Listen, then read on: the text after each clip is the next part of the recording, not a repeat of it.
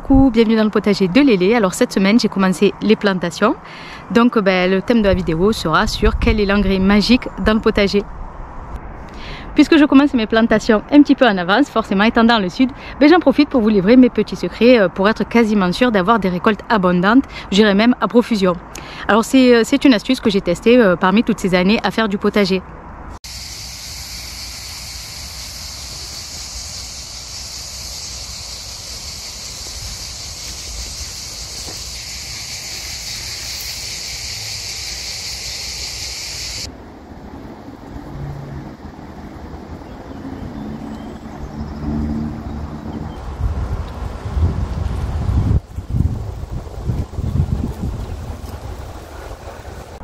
Alors au mois de février, j'avais semé plusieurs variétés de poivrons, une seule et unique variété de piment, le piment d'Espelette.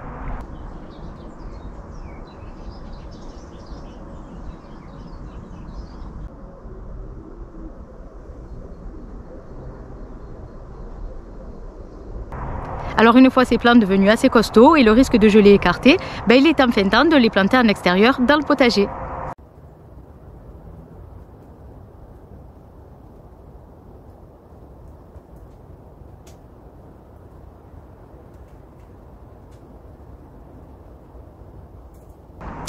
Allez, par la même occasion, j'en profite pour vous montrer les images du potager en train de se vêtir de sa tenue d'été, tuteur, armature, etc.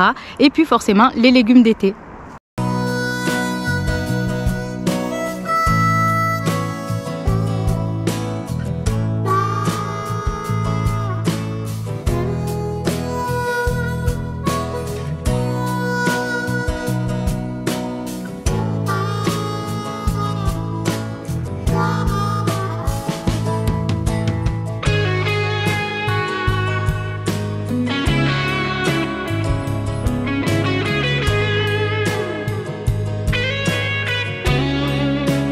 Alors avant de vous montrer la suite, je vous reprécise une dernière fois que j'avais bien entendu amender le potager avec du fumier de cheval à l'automne et puis je l'avais paillé avec du foin et de la paille pour l'hiver.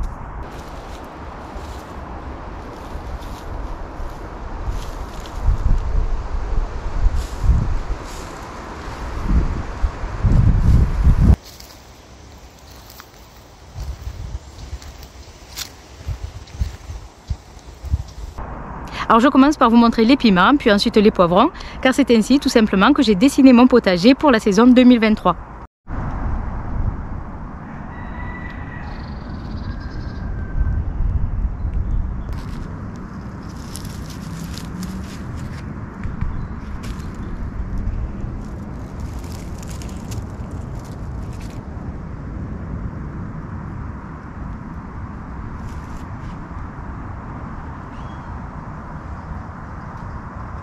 Alors je passe ensuite à ma plantation de poivrons, poivrons cornus, petits marseillais, dasty, yellow wonder, etc.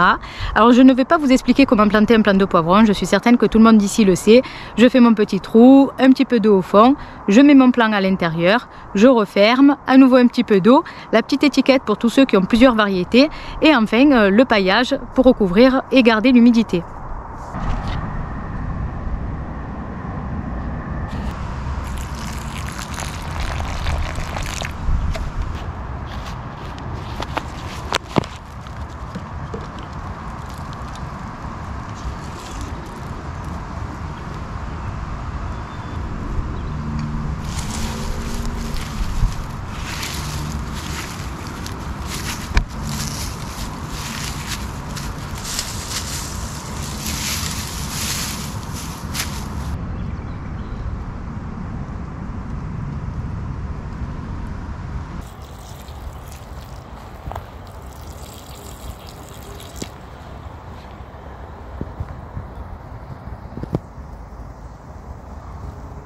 Alors vous êtes tous très certainement en train de vous dire mais quand c'est qu'elle va mettre son engrais mystère?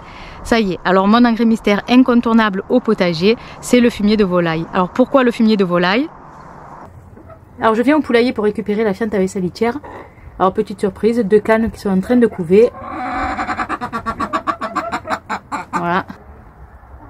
Alors je viens donc récupérer ici la litière. Voilà.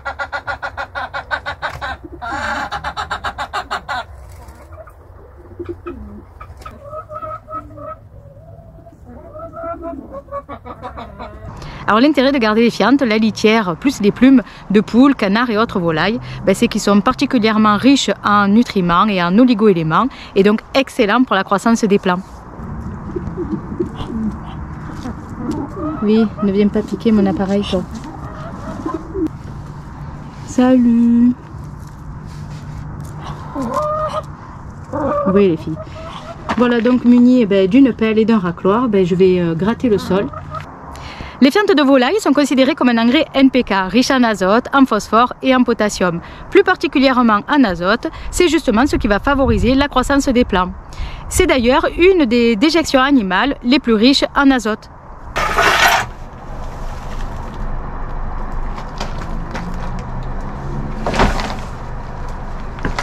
Poules, pigeons, canards.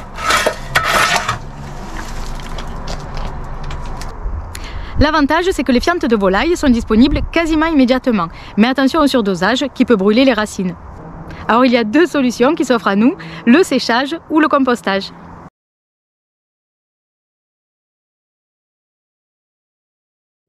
Alors moi je fais déjà les deux solutions. Ici c'est du fumier de volaille composté.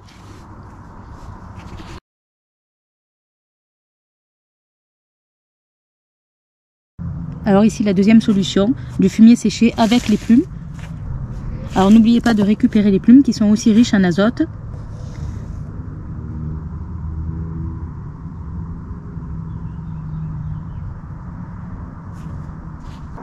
Alors à l'abri de l'humidité, durant 1 mois à 1 mois et demi en été, ou sinon tout l'hiver. Alors une fois séché et réduit en poudre, le dosage sera 1/3 de poudre pour 2/3 de terre de jardin.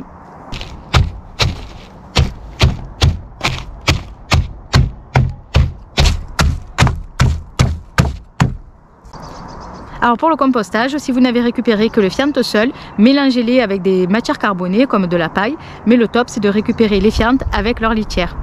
Alors dans un bac à compostage, alternez les couches de fientes puis de déchets verts, arrosez tous les 10 jours et si vous ne touchez pas du tout, laissez-les reposer entre 6 et 12 mois. Maintenant si vous les mélangez régulièrement, laissez-les reposer entre 4 et 6 mois.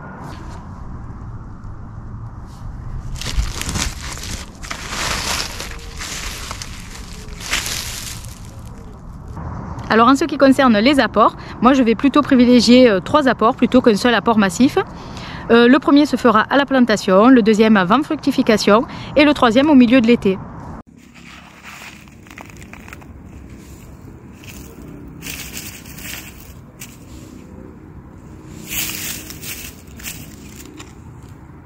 Alors mettez-le en surface, un léger coup de griffe et surtout pas plus de 500 g au mètre carré.